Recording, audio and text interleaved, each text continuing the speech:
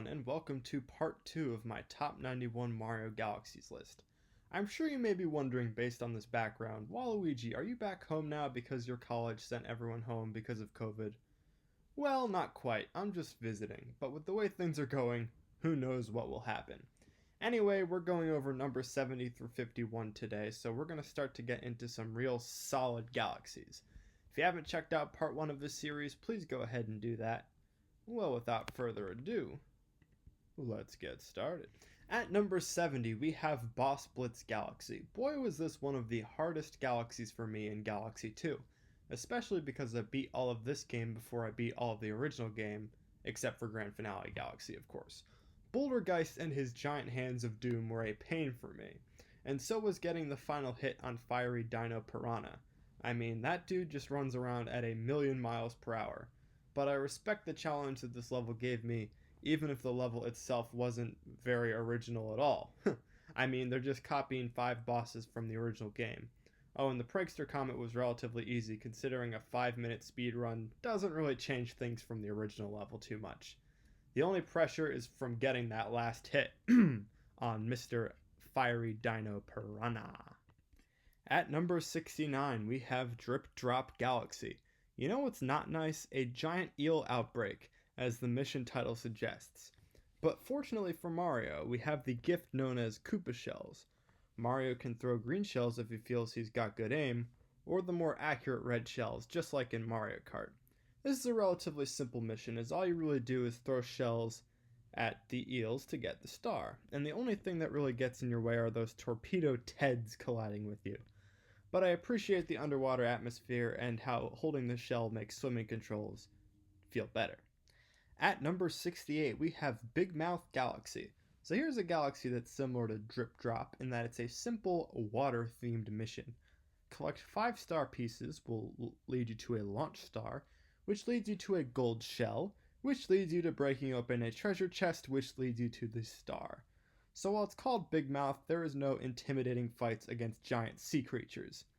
Instead, you just shine your golden shell at a sea of boos, committing mass boo murder. Anyway, another simple mission that's a bit incomplete, but at least the underwater atmosphere is cool here too. I would say it's slightly cooler than Drippity Drops. At number 66, we have Stone CYCLONE Galaxy. Yes, it's basically just a copy-paste of a mission from the original game. That's true, but I'll be darned if it ain't one of the most challenging missions in this game, considering that everything actually moves faster than in the original Mario Galaxy. All those thwomps and tox boxes and such, you gotta really time everything right to not get squashed by them, and also time all your jumps right. And the Prankster Comet mission also adds an interesting dynamic, as you gotta grab clocks at just the right time during a speedrun. At number 65, we have Matter Splatter Galaxy. There's a whole lot to like about this Galaxies 1 mission, which is you have the beautiful space atmosphere and the concept of matter splattering. That is, the floor appears and disappears, so you better watch your step. However, there's one thing to definitely not like as much about this galaxy. You guessed it, it's the spring mushroom. If you don't time your jumps with this right, you will have your day very much splattered as you fall into the abyss below. And given the awkward controls of the spring mushroom, it's very easy to do that. At number 64, we have Beat Block Galaxy. So here we have one of the more simple missions in Mario Galaxy 2, called Step to the Beep. Basically, if you're on one platform, be careful, because it's about to change to another platform.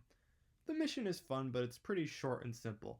And the environment is nothing to write home about either, considering it's just platforms and enemies as far as the eye can see. Now, the Prankster Comet mission is certainly a bit more interesting, considering you gotta collect those silver stars with the blocks moving a lot faster. And the beat is off-putting here because it still moves sort of to the original tempo of the original Switch. It's interesting. At number 63, we have Sweet Sweet Galaxy. Well, it's truly another short and sweet galaxy, in that it's just one mission, and you're done. The challenge in this level comes from the platforming that can be a little tricky, as there's various holes in these delicious desserts that Mario must navigate. Now, Nathaniel Bandy put this on his top 10 easiest Mario Galaxy stars, and I disagree because the jumps here aren't exactly a piece of cake, though this level does have pieces of cake in it. Anyway, you can't go wrong with a level shaped around dessert, so it's higher than a lot of the other shorter Galaxies. And the music is a pretty catchy remix of the athletic theme from Mario Bros. 3. At number 62, we have BONEFIN Galaxy. So what separates this from the other underwater Mario missions we've talked about today? Well, maybe it's the fact that it's an epic boss fight. Yes, it's true that that's pretty much it.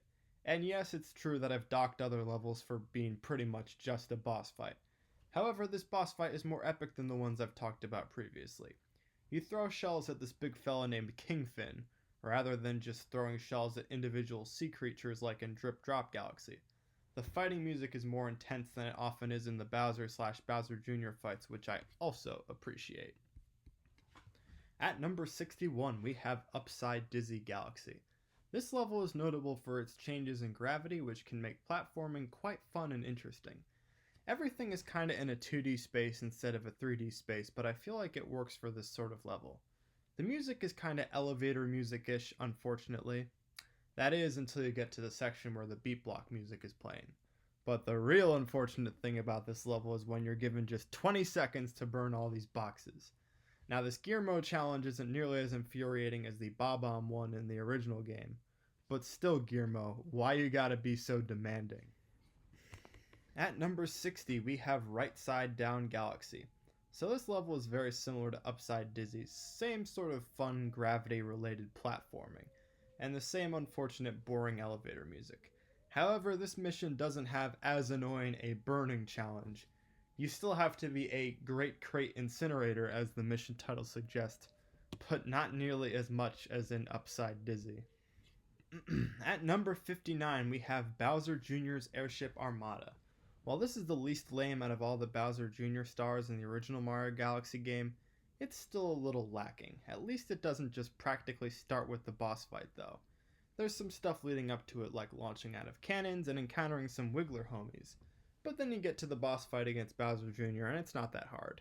Just throw some green Koopa shells at him and don't screw up your aim. That's about it. At number 58, we have Bowser Jr.'s Fiery Flotilla. So yes, another Bowser Jr. level. This one is slightly more befitting of a boss fight level. We have cool things like a thwomp, some fireballs, and Le Magic Koopa. And I'd say it's slightly more fun to fight Gobblegut than it is to throw shells at Bowser Jr., as you gotta shake all of the gross pink spots off of him. I'd say it's a little more engaging than throwing green shells at a ship. Then of course you have the Prankster Comet against Gobblegut, where you gotta beat him in 2 minutes, and that isn't too hard. At number 57, we have Dusty Dune Galaxy. It's a pretty stereotypical desert level, and the music definitely gives those vibes, cause it's kinda boring. There's plenty of different missions in this galaxy though, many of which involve Mario spinning around in tornadoes like a madman. It's interesting. I'd say the one mission where you have to wall jump up a tower to get to the star, that's probably the most fun.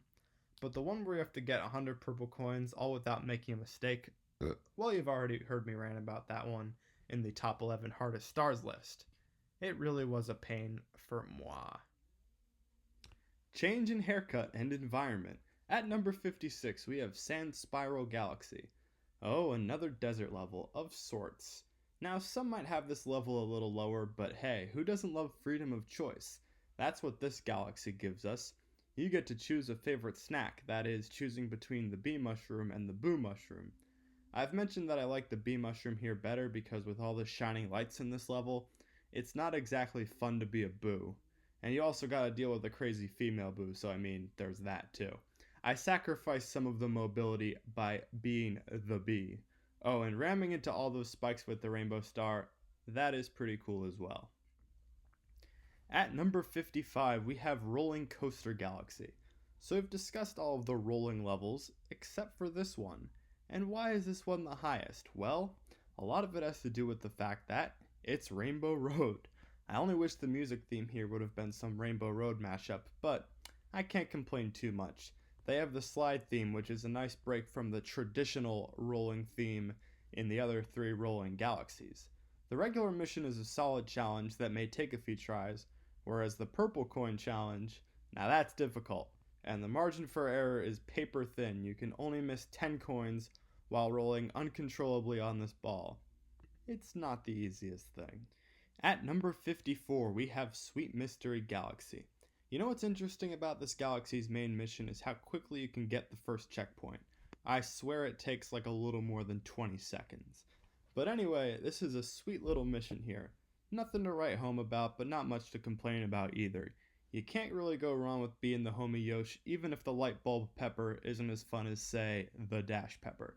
I like how the timer slowly winding down makes you have to plan your jumps with Yoshi carefully, but not too carefully. You don't want your bulb power to run out. And the purple coins challenge, that's easy enough. At number 53, we have Mario Squared Galaxy. Yeah, maybe this should be a little lower, but hey, I'm a-okay with having a toned down Luigi's Purple Coin mission as this level's prankster comment. I really am. And in the regular mission, I do just like the idea of making Mario by flipping all the blue switches yellow. I know both these missions are relatively easy and simple. There's not much to dodge except falling platforms and fire bastards, but these levels do have some charm, and they took the same music from the amazing Supermassive Galaxies, so props for that. At number 52, we have Slimy Spring Galaxy. Now, unlike some of the water levels we've talked about so far, Slimy Spring just feels a bit more immersive. There's an atmosphere full of enemies, but fortunately, just by shining your shell at them, you can get them to surrender. You have giant leaps into the water, which is also pretty cool. The first mission with all this stuff ain't too bad, but the Chimp Challenge with collecting 10,000 points. Now that's a little more tricky and takes a few attempts. That added challenge also makes this better than the other water levels we've talked about so far. At number 51, we have Sky Station Galaxy. For a very easy introduction mission, it's pretty cool. Certainly in terms of its music, this may be the best one we've covered yet. Sky Station's music just has that epic welcome to the game vibe that's also seen in places like Bob-omb Battlefield or in Cascade Kingdom. The first mission just teaches you the basics of the game and has a piece of cake boss battle against Petey Piranha. But there are some actually interesting missions after that, including storming the Skyfleet and of course the timed challenge. You gotta collect timers like crazy in order to beat that challenge. So we're really ending on a good note with this galaxy. And in the next video, we'll get into some real good stuff. So I apologize for this video being a day late, but I was spending some time with the fam yesterday going out for dinner and also getting my hair cut, as you can see there. So anyway, hope you enjoyed this video, hope you've enjoyed the series so far. I will see you in the next one. Bye bye.